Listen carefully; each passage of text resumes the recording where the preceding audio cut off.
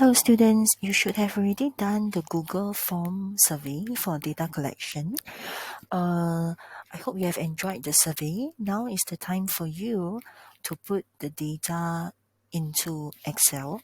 So first, how to open this program called Excel? You will click the start button.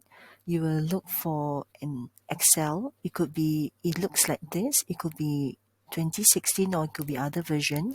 If you cannot find, you can also go to this magnifying glass to type Excel. It should pop up an app. So when you click into it, it looks like this. You will have to click the blank workbook. So maybe it's a bit too fast. I'm just going to go again. You will go to Excel. You will click. All right, there will be a lot of things here, but do not worry. You will click the blank workbook. A blank workbook will give you like this. All right, now your teacher should have written the 5 categories. So I'm going to give you an example of the 5 categories. So the first, you need to have like categories. Maybe the first one will be Captain America. Second one will be Cinderella. Third might be Minions. The fourth, maybe it would be Spider-Man. And then the fifth will be Mickey Mouse. Now, my categories and yours might be different depending on which class you are from. All right. And the numbers, your teacher should have also written it on the board as well. So I'm just going to give a random number. It might be different from yours, but that's okay. All right. So I'm just going to put here and put another 8. Okay, you might see that some of the words are being blocked. Okay, so do not worry.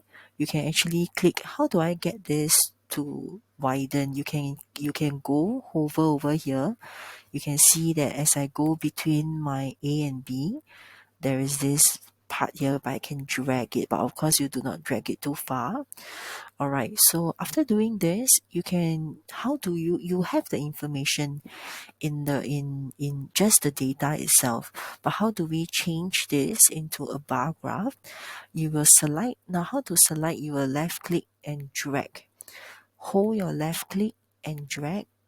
All right, we do not want to drag the rest. We just want to drag the part where the data is in, which includes the category and the numbers. You will go to insert. When you click over here, the different tabs, it changes. So you will click insert and you will see that there's a lot of icons here. Okay, so don't worry, you can click this. All right, you can see that this is the one that looks like bar graph. Okay, and then we'll choose the first one. You should be able to see that the bar graph is popping up. All right, so now you have your bar graph.